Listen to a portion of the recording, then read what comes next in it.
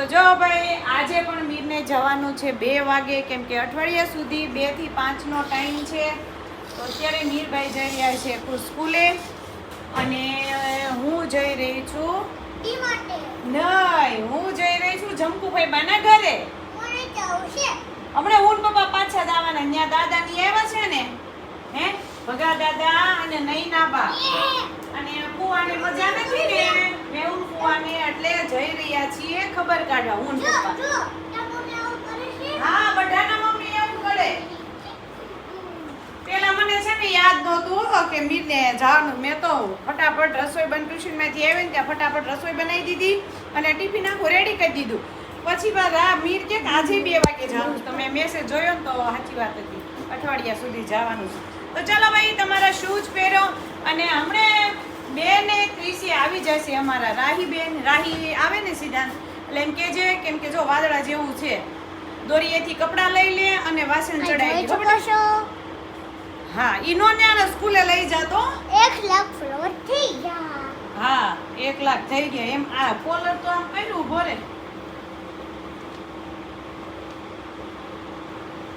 ચલો ચાલો શૂઝ પહેરો. ચલો આઈ કાર્ડ લીધું ને? દોરી મી ભાઈ ક્યાં રૂનું પગમાં આવે પણ દોરી છે.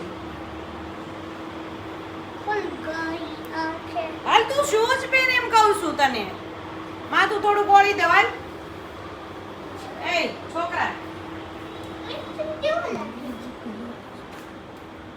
આય મીરભાઈ ઊભો થઈ જા. લે લે લે લે.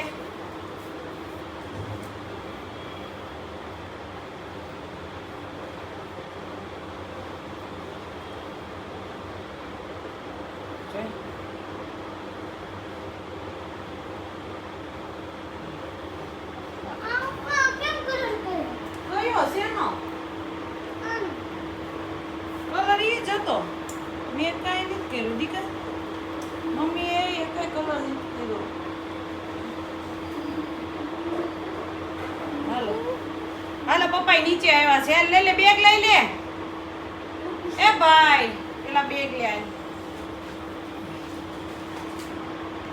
હાલ. હાલ શૂઝ તો પહેરતા રા.